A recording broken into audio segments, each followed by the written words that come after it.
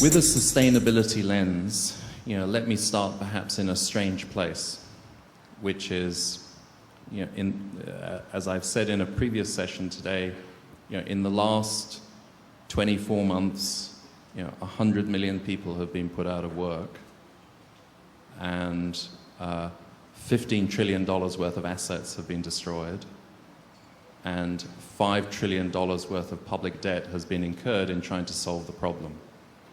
And at the root of the problem was bad measurement. Also bad governance, also greed, but actually bad measurement allowed it to happen.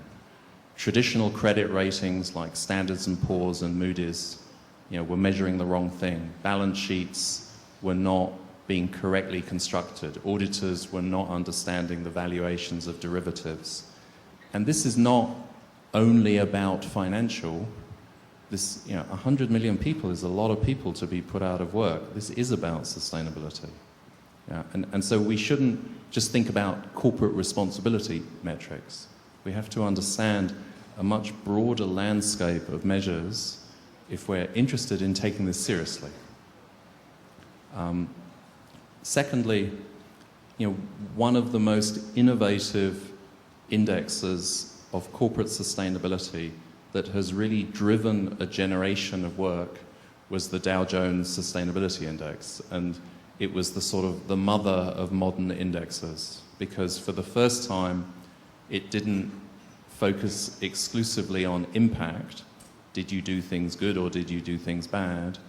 But it focused on the underlying business process, the way in which businesses understood risk, and even to some extent the way in which businesses managed innovation in relation to the potential for business transformation. Looking back now, there are many things one would say about the Dow Jones Sustainability Index that one would wish to improve, but actually it was the sort of original core business sustainability rating.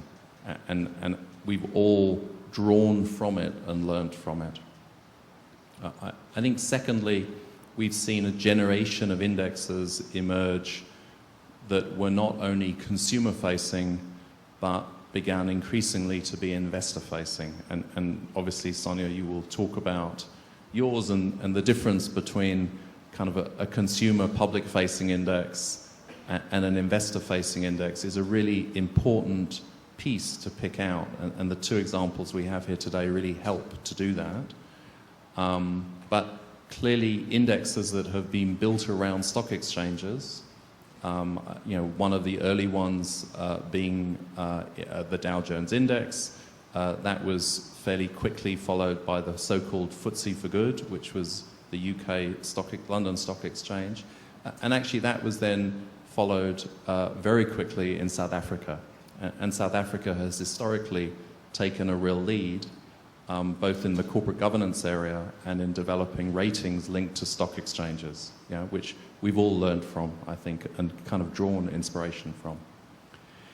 I think the public indexes, there are hundreds of them, but they don't all say sustainability. One of the most interesting indexes I've seen, which in previous years I've been involved in, is the Great Place to Work Index, which is about the satisfaction of employees and how they understand the businesses or organizations that they're working for. Again, not normally thought of as a corporate responsibility index, but clearly, the situation of employees is, amongst the most important aspects of corporate responsibility. And actually, many corporate responsibility indexes either ignore it or underplay the importance of the situation of employees.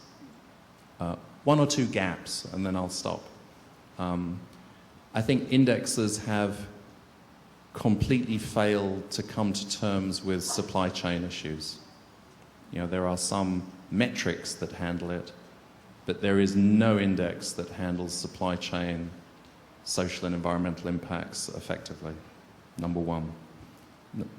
Number two, as we move in the sustainability area from a compliance orientation towards an innovation orientation, we see that most indexes are really focused on compliance and fail to capture insights into which companies have cultures of innovation that are likely to evolve their business models to a greater alignment with sustainability. A very difficult area to measure, but actually core to how we understand the next round of sustainability opportunities for change.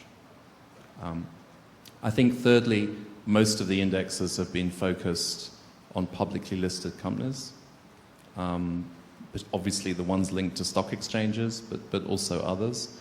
And that is failing to capture the experiences, particularly of companies emerging from countries like Brazil that are often not publicly listed and are not yet large enough to figure on the radar of global assessment. Yeah, so there's a whole new generation of companies that just are under the radar of the indexes that we're using. And one of the interesting pieces that has emerged to start with around the UN Millennium Development Goals, which we're now 10 years through out of a total of 15 years, something that Ethos has pushed very hard, is a growing call for companies to explain their performance relative to the big picture. Millennium Development Goals or national objectives, the sort of the micro to macro link. Is this company contributing a fair share, given what this nation needs to achieve? So these are blind spots, that are really not being covered by today's indexes. I hope that is fine. Thank you.